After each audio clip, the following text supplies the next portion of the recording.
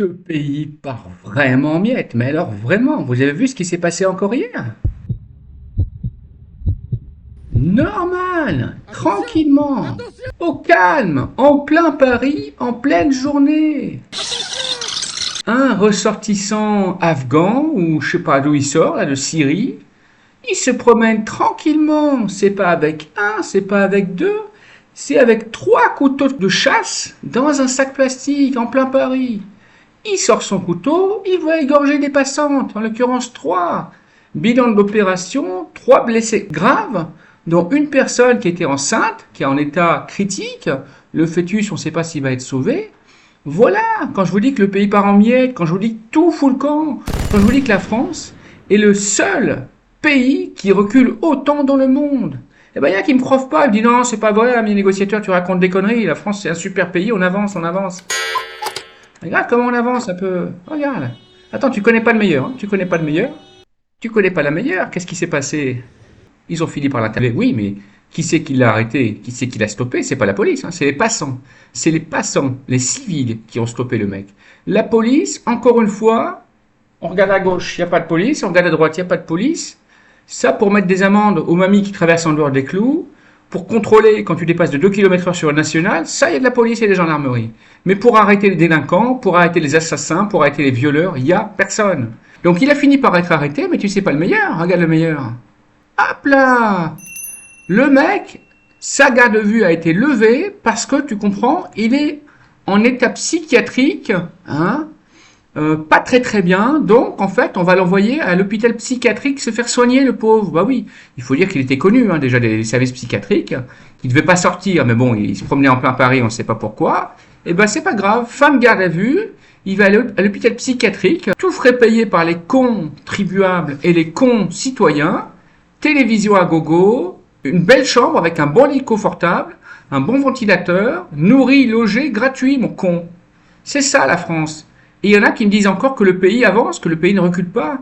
Je vous le redis, ce putain de pays tombe en miettes jour après jour et ça va péter. Ça a déjà commencé à péter. Regardez la suite. Voilà ce qui s'est passé la semaine dernière dans une crèche relais d'assistantes maternelles privée. Et c'est dans ce garage. En région parisienne, en France, en 2026, 12 enfants retrouvés enfermés dans une voiture. C'est chez 2 personnes qui avaient une maison et qui s'étaient déclarées assistantes maternelles, relais crèche familiale, jusqu'en 2021, mais qui depuis avaient perdu leur agrément. Eh bien, pour l'appât du gain, pour gagner de l'argent, certaines personnes sont prêtes à tout, même à maltraiter des enfants. Je vous parle de gamins de 6 mois qui ont été enfermés toute la journée dans une voiture, elle-même enfermée dans un garage de la maison. Tout ça pour gagner les prestations des parents. Mais je voudrais bien qu'on comprenne pourquoi cette histoire m'interpelle tellement. Non seulement c'est parce que je suis citoyen et père de famille, bien évidemment, mais c'est surtout parce que le pire a été évité. Quand tu as une crèche soi-disant familiale, clandestine pour le coup, qui n'a plus d'agrément depuis 2021 et qui continue à accueillir, donc il y avait 12 enfants dans la voiture qui elle-même était dans le garage, plus 5 ou 6 autres enfants dans la maison. Une vingtaine d'enfants, toute la semaine, toute l'année, au grand jour. Sans se déclarer bien évidemment, puisqu'ils n'ont plus d'agrément, sans être assurés en responsabilité civile, puisqu'il n'y a plus d'agrément, donc pas de déclaration, mais en encaissant l'argent des parents. Qu'est-ce que tu crois qui serait arrivé si un des 12 enfants enfermés dans la voiture avait suffoqué, s'était évanoui, ou pire encore, avait été gravement malade, accidenté? Qu'est-ce que tu crois qui se serait passé? Eh bien, je pense que ces personnes qui faisaient de la crèche clandestine sans agrément auraient tout simplement abandonné l'enfant malade ou accidenté ou en état de grand danger. Pourquoi? Eh bien parce qu'ils savent très bien que s'ils amènent cet enfant à l'hôpital, ils seront aussitôt interpellés par les forces de l'ordre et mis en prison. C'est ça qui est grave dans cette histoire. C'est le même principe que les conducteurs qui conduisent des automobiles sans permis et sans assurance. S'il y a un accident, tu crois qu'ils vont s'arrêter pour secourir la victime et pour lui porter les premiers soins et pour l'empêcher de décéder? Pas du tout. S'il y a un accident, ils se barrent en courant parce qu'ils savent très bien qu'ils sont dans l'irrégularité la plus totale. Eh bien, c'est la même chose pour ces crèches clandestines qui maltraitent des enfants. Ces personnes devraient être en prison à l'heure actuelle. Qu'est-ce que tu crois qu'il se serait passé si un enfant s'était blessé mortellement ou était en état de grave danger? Tu crois qu'il s'en serait occupé? Pas du tout. Il l'aurait abandonné sur le bord de la route ou alors on l'aurait trouvé dans un congélateur. C'est ça la vérité. Et c'est pour ça que ça me choque tellement. C'est parce que c'est le profit à outrance dans ce putain de pays. Le profit à tout prix, quitte à sacrifier des gamins, des gamines de 6 mois, de 1 an, de 2 ans. Moi, ça me révolte qu'on puisse avoir un tel comportement. Ça me révolte d'une part de la part de ces agresseurs, de ces criminels, de ces délinquants, mais il faut dire aussi que c'est aussi la faute du législateur, du gouvernement, qui a tout fait pour que les gens soient tellement démunis, soient tellement dans le besoin, en supprimant les aides, les avantages, en augmentant les taxes, les impôts à gogo, que les gens maintenant sont en mode survie toute l'année et qui sont prêts à tout pour gagner 10 euros, 20 euros, 100 euros. Voilà la vérité. Et le troisième coupable, responsable, en tout cas, c'est les parents qui, je pense, auraient dû vérifier à 2 fois les agréments avant de confier leur enfant dans une crèche. Mais moi, je connais bien le sujet. Nous, on a un gamin qui rentre à l'école en septembre. On n'a pas eu de place en crèche. C'est pas faute d'avoir demandé, c'est qu'on n'a pas eu de place en crèche. La vérité sur la crèche en France, et notamment dans les grandes agglomérations, c'est qu'il y a quasiment pas de place et que les seuls qui trouvent des places, eh bien, c'est soit par copinage, soit par connaissance. La crèche pour les enfants de moins de 3 ans, ça devrait être un droit et une obligation pour l'État de proposer une place en crèche pour les enfants de moins de 3 ans. Et là, c'est pas le cas. On a un État français qui, d'un côté, s'étonne que les jeunes parents ne fassent plus assez d'enfants, mais d'un autre côté, se lave complètement les mains de la prise en charge des crèches ou même du périscolaire, puisqu'on a vu qu'il y avait des délinquants, voire des assassins en puissance avec des casiers judiciaires qui étaient recrutés dans le périscolaire français à aujourd'hui en 2026 pour s'occuper de vos gamins et de nos gamins de 6 mois, 1 an, 2 ans. Voilà la vérité, c'est que l'État est également responsable, les parents sont aussi responsables, mais bien évidemment les plus criminels, c'est ces gens-là qui sont prêts à tout pour gratter 100 euros. Franchement, ce pays tombe en miettes pour ça aussi. Voilà pourquoi je vous dis que ce pays tombe en miettes. Les gens font n'importe quoi pour gagner le moindre euro. La criminalité augmente chaque jour. On ne peut plus sortir dans la rue sans risquer de se faire égorger ou découper le bras à coups de machette, comme ça arrive régulièrement chaque semaine en France. Et que fait la police? On se demande, là c'est la police municipale qui est intervenue suite à des signalements des voisins. Mais la police nationale, elle fait quoi? La gendarmerie nationale, elle fait quoi? La justice française fait quoi? On paye des milliers et des milliers d'impôts chaque année pour avoir soi-disant une sécurité. Le problème, c'est qu'on a zéro sécurité. La police et les gendarmes sont, à mon avis, occupés à traquer les mamies qui traversent en dehors des clous, à mettre des PV quand tu dépasses la vitesse de 3 km/h. Ça, pour ça, il n'y a pas de problème. La police et la gendarmerie sont présents. Mais pour s'occuper de la sécurité de nos gamins, je vous parle de gamins de 6 mois, de 1 an, de 2 ans, qui sont maltraités, qui sont violentés, parfois même le plus grave encore, il n'y a plus personne. Certains élus s'en foutent comme de leur première paire de chaussettes. L'opinion publique ne semble pas s'en émouvoir. La plupart des médias s'en foutent également comme de la première chaussette.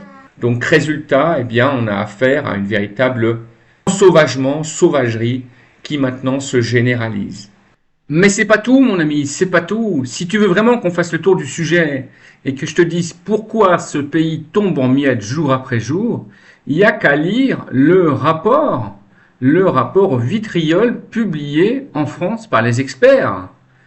Toutes les mesures qui ont été prises par les soi-disant responsables politiques, mais pour moi c'est des irresponsables politiques, depuis 15 ans, ont contribué l'une après l'autre à faire couler la France. Que ce soit la régularisation massive des clandestins, le regroupement familial, les exonérations d'impôts pour les grandes entreprises, les niches fiscales maintenues contre vents et marées, les avantages et privilèges du petit personnel politique et du grand personnel politique, la caste, les entre-soi, les passe-droits. Franchement, dans ce pays, c'est à se tirer une balle, une putain de balle. Les électriciens et gaziers de France menacent de faire grève. T'es au courant de ça? C'est depuis la semaine dernière. Mais à ton avis, pourquoi est-ce qu'ils veulent faire grève? Est-ce que c'est parce que leur collègue est mort au travail, dans de mauvaises conditions? Est-ce que c'est parce qu'ils sont maltraités par leurs ressources humaines? Est-ce que c'est parce qu'ils payent plus de taxes que nous? Pas du tout! Pas du tout, mon ami. Tu sais pourquoi ils font grève? Ils font grève pour pas que le gouvernement supprime leurs avantages sur le gaz et l'électricité.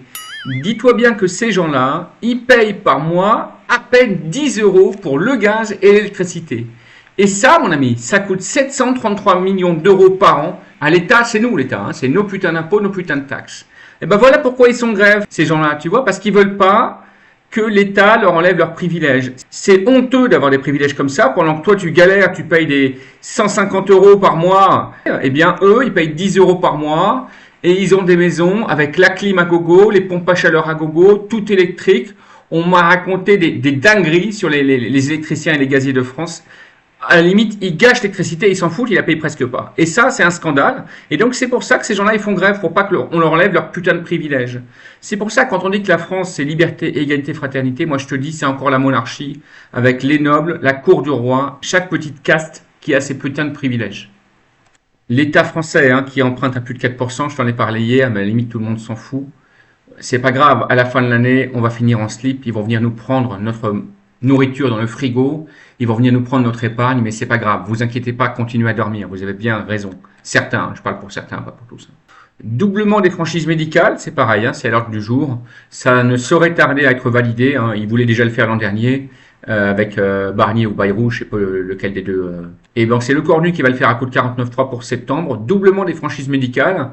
Ça veut dire qu'en fait, dans ce putain de pays, on est censé avoir une sécurité sociale, mais c'est plus le cas en fait. On est comme des clochards. Dès que tu veux faire un moindre truc, tu payes à mort, quoi. Tu payes à mort. C'est vraiment dégueulasse ce pays maintenant. Alors ça sert à quoi qu'on paye tous ces putains d'impôts? Franchement, c'est n'importe quoi. Ils s'en foutent, hein, les élus. Hein. La plupart, ils payent pas leurs frais médicaux. Je te le dis, hein, ils payent pas la plupart. Hein. Ils n'ont pas ce droit des avantages, des privilèges. Le pays tombe en miettes, puisqu'on parle du budget de la Sécu et de dotation aux hôpitaux et aux cliniques. Ce qui se passe maintenant, c'est quand tu vas te faire opérer de la cheville dans une clinique, en l'occurrence une gamine de 17 ans, et ben tu ressors. Non seulement ils t'ont pas opéré de la cheville, mais en plus ils t'ont arraché 4 dents. Eh oui, c'est véridique. C'est pas des lol, ça se passe pas en Afghanistan ou en Russie, non, ça se passe en France, dans le Nord, je crois, en France en 2026. Voilà ce qui se passe en France, voilà dans quel état est le système de santé français aujourd'hui. Et en plus de ça, ils veulent nous doubler les franchises médicales. Tu vois un petit peu le délire? Ils nous prennent vraiment pour des cons, hein. Y a que ça à dire. Hein. Mais le plus beau reste à venir, mon ami, le plus beau reste à venir. La dernière chose qui reste à la France, c'est la dissuasion nucléaire. La France a l'arme nucléaire, contrairement à l'Allemagne, par exemple. Eh bien, ça c'est bientôt fini, puisque l'Allemagne, de plus en plus, est en train d'essayer de grignoter, de rogner sur la dissuasion nucléaire française. D'ailleurs, elle participera bientôt à un exercice commun de dissuasion nucléaire. Franchement, pour un pays qui a enfanté Hitler et contre lequel on était en guerre il y a moins de 100 ans, partager l'arme nucléaire avec les Allemands, je dis que c'est se tirer une balle dans le pied, pour pas dire autre chose. Eh ben, c'est pas grave, Macron va le faire, quitte à troquer ça contre un avantage ou autre, je sais pas c'est quoi le deal exactement, mais enfin je trouve que c'est de la folie. La dernière chose qui reste à la France, c'est son arme nucléaire. Si on commence à partager notre arme nucléaire avec l'Europe, alors c'est fini, c'est plus la peine de rester dans l'Union européenne, moi je vous le dis déjà, je vais me barrer de ce putain de continent et je vais aller émigrer au Canada ou je sais pas où, dites-moi dans les commentaires si vous êtes de mon avis, parce que ça part vraiment, je dis en miettes dans le titre, c'est pour être poli, mais je vais vous dire la vérité, ça part vraiment en couille, ça part en couille. Mais pendant ce temps-là, eux, ce qui les intéresse, c'est d'interdire les réseaux sociaux aux moins de 15 ans. Ben voilà, c'est ça qu'ils ont fait, hein, c'est validé hein, quasiment. Hein. L'Assemblée nationale avec les députés, hein, les fameux députés qu'on a élus, tu sais, hein, eh bien, ils ont carrément tous voté à l'unanimité quasiment, qu'ils étaient d'accord avec Macron. Oui, oui, c'est vrai, il faut interdire les réseaux sociaux à tous les gamins de moins de 15 ans. Alors moi, ça me fait hurler. Pourquoi ? Parce que d'une part, ils disent que c'est pour protéger la santé des jeunes de moins de 15 ans. Moi, je trouve que c'est de l'hypocrisie, c'est tout simplement politique. La vérité, c'est que c'est politique, c'est qu'ils veulent éviter que les jeunes de moins de 15 ans commencent à s'éveiller et s'habituent à éveiller leur conscience et à avoir les vraies informations qui circulent dans les réseaux sociaux, notamment la vérité sur l'affaire Epstein, sur l'affaire McKinsey, sur Brigitte Macron, sur Chirac, sur Sarkozy, sur Hollande, sur l'Union européenne. C'est pour ça qu'ils veulent faire ça. Et là, les hypocrites, là, certains disent oui, oui, vous inquiétez pas, c'est pour protéger les jeunes. Mais putain de vorace, protéger les jeunes. Tu veux qu'on en parle 5 minutes de protéger les jeunes? Et on va dire ça aux parents de Lola. Le gouvernement l'a bien protégé, Lola. Ça, très très bien protégé, la preuve. Et l'affaire Epstein France, là, on en parle un peu ou pas? Daniel Siad, là, qui a été retrouvé sans vie en début de semaine chez lui, soi-disant un arrêt cardiaque. Le mec avait un peu plus de 50 ans, aucun problème de santé majeur, alors qu'il allait être interpellé et révéler les noms français de l'affaire Epstein. Ça, on en parle, ça? C'est comme ça qu'on protège les jeunes de ce pays, hein? Il y a des traites d'êtres humains, même en France, au grand jour. Mais ça, et les agressions sexuelles dans le périscolaire parisien, on en parle aussi, là, avec 30 animateurs qui ont été suspendus, voire mis en examen pour des faits de violence, voire de viol sur mineurs. On parle de gamins de 3 ans, 4 ans, 5 ans, en Île-de-France, des gens qui sont agréés par l'État pour garder tes enfants, mes enfants. On en parle de ça? C'est comme ça qu'ils protègent les jeunes. Ah oui, oui, oui. C'est comme ça qu'ils vont protéger les jeunes. Donc tu comprends, moi, quand je vois qu'ils votent cette putain de loi, là, pour interdire les réseaux sociaux aux moins de 15 ans, c'est de l'hypocrisie, c'est du foutage de gueule. La vérité, c'est qu'ils veulent de plus en plus verrouiller la liberté d'expression, verrouiller la parole publique pour encourager la propagande nationale. J'ai failli dire la propagande nazie, mais il faut pas le dire parce que c'est pas bien de dire ça. On peut le penser, hein, bien sûr, mais c'est pas bien de dire ça. Enfin bref, je m'arrête là parce que je suis vraiment dégoûté de ce pays. Très sérieusement, les amis, hein, je pense de plus en plus à quitter l'Union européenne et donc à quitter la France. Je vous dirai dans quelques mois où est-ce qu'on va aller, mais j'en ai ras-le-bol de ce putain de pays. Tout part en couille, tout part en miettes. Et le pire, c'est que ça ne fait que commencer. On va droit vers la fédéralisation de l'Union européenne, tous aux ordres du chancelier allemand, avec l'immigration à gogo et les impôts à gogo en plus. C'est ça. Ça va être super, vous allez voir, ça va être magnifique ce putain de continent. Ciao.